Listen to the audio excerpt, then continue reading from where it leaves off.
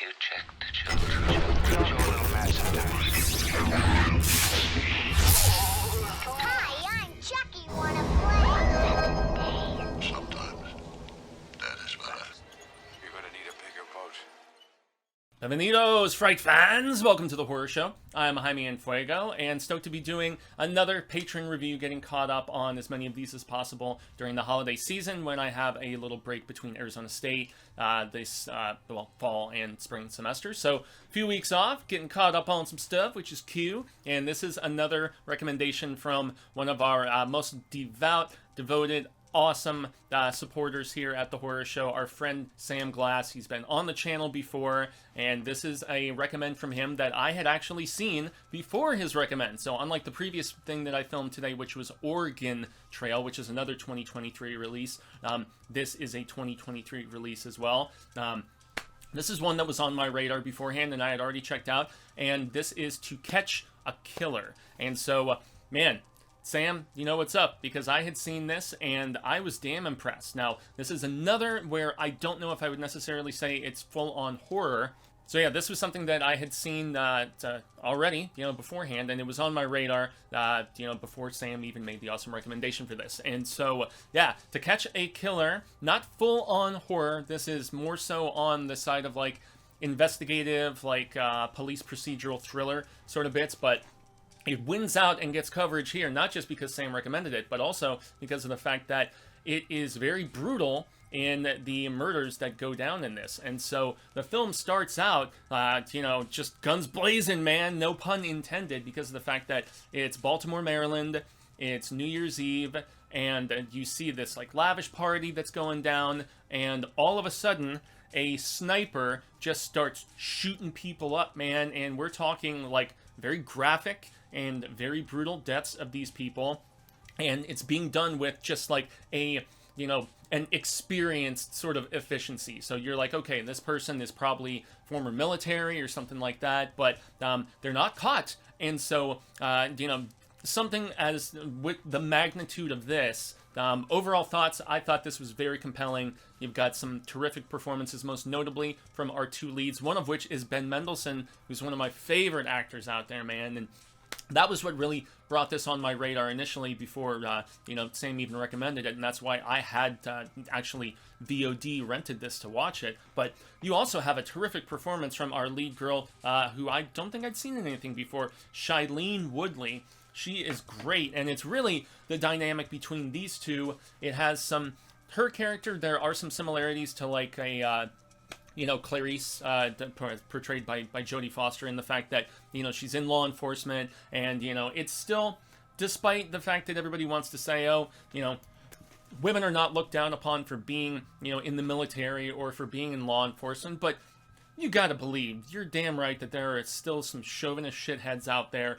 who are like, this is a man's job, and so there is that sort of, not just criticism, but just, I would go as far as prejudice, towards women in this particular field. And so she, as I veer into story, but overall thoughts, this was compelling. I really enjoyed the fact that it keeps our killer, like, mysterious, and then there are slow reveals, and it just explores a lot more about not just the motivation of this particular person, but there are some shocking twists as far as how the narrative pans out and just the order in which things are revealed, and also some character deaths that I didn't expect. So yeah, this really had some very just compelling and engaging twists and turns to its scripting, and great acting, as I mentioned. So there's very little for me to be critical about with this. And so just veering back to the story, with just hammering down those overall thoughts.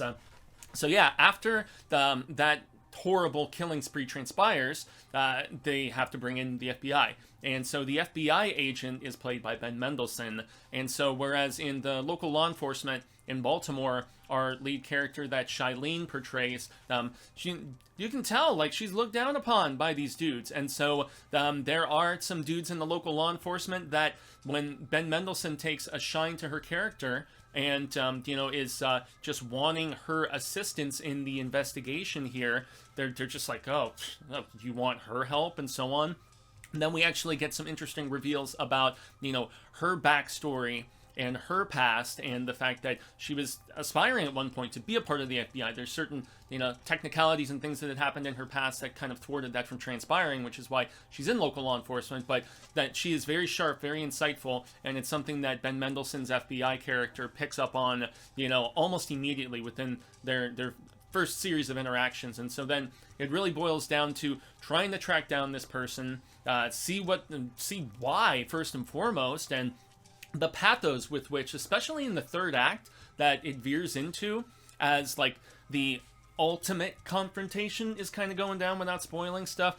That shit was great, man. I mean, I was legit edge of my seat as the finale of this film was playing itself out, and just great stuff. I've already praised the script and some of the cool twists and some of the sequencing of which, but I mean, this was very esteemed filmmaking in my estimation. Some may be critical that this is one of those like by the numbers sort of stories, because yeah, we've seen things similar to this before, but I just think that, from a filmmaking standpoint, from the, the direction and the cinematography, to also the way that things play out, most notably with a reveal in the second act, and with trying to, it's like, is the killer this person? And then, this is where I have to, I'm walking on eggshells, I'm kind of dancing around and stuff, but yeah, the script was strong, even if it is similar to things that I've seen before, and, the acting, as I said, Shailene is great. There is a